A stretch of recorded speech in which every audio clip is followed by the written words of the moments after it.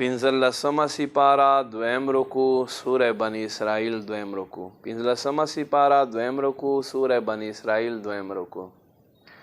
بسم الله الرحمن الرحیم ويدعو الانسان بالشر دعاءه بالخير. انسان د بدګړې دعا کوي څنګه چې د ښېګړې دعا کوي او غوښت کوي. وکان الانسان عجولا، انسان غټ جلد باز دی.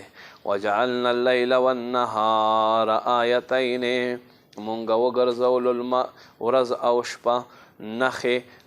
فمحونا آیت اللیل، نو شپه خپل نښې میټاو کې پس مونږه میټاو کړې د شپې نښې. وجعلنا آیت النهار مبصره، او مونږ د ورځې نښې ښکاره کېدونکې وګرځولې.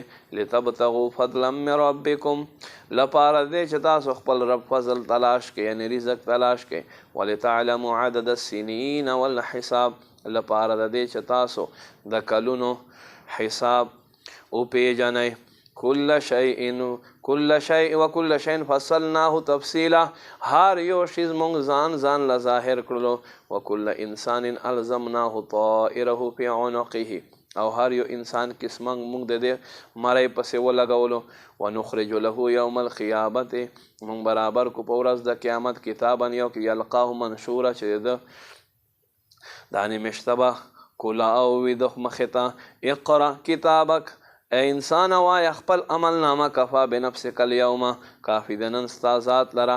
علیک حسیبه، په تا باندې حساب. من اهتدا فانما یهتدي لنفسه، څوک چې په لاره باندې شو دا د خپلې ښېګړې دپاره په لاره دی.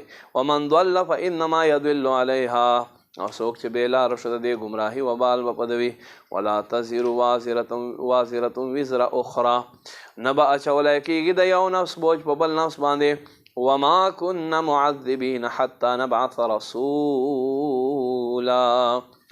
مونږ عذاب نه ورکو تر دې پورې چې مونږ یو رسول ورته راولېږو.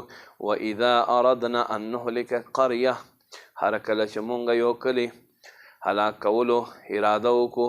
امرنا مترفیها ففسقوا فیها، پس مونږ د دې اوسېدونکو ته چې خوشحالو کې اوسي احکام ورلیږو بیا دوی نافرماني کوي. فحق علیها القول، پس په دوی باندې زمونږ خبر پوره شي. فدمرناها تدمیرا، پس مونږ دوی هلاک کولو سره.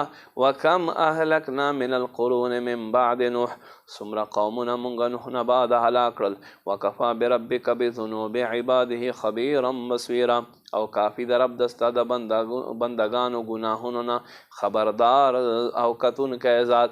من کان یرید العاجلة، څوک چې تادي کوي عجلنا له فیها ما نشاء، مونږ به په تادۍ سره ورکوو هغه څه چې مونږ خوښه وي په دې دنیا کې دته.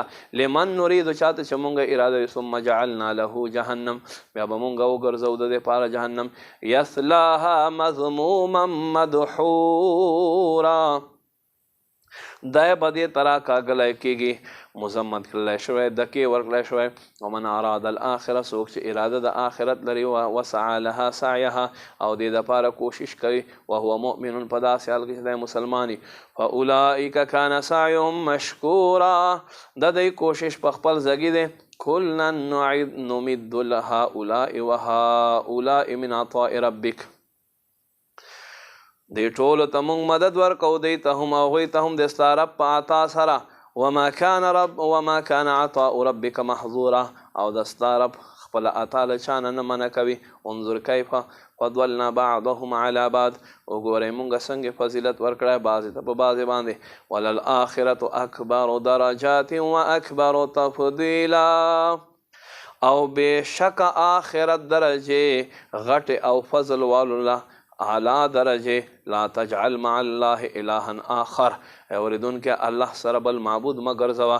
فتقعد مذموما مخذولا، بیا به ته کښېنې مذمت کړلی شوی او بې کسه.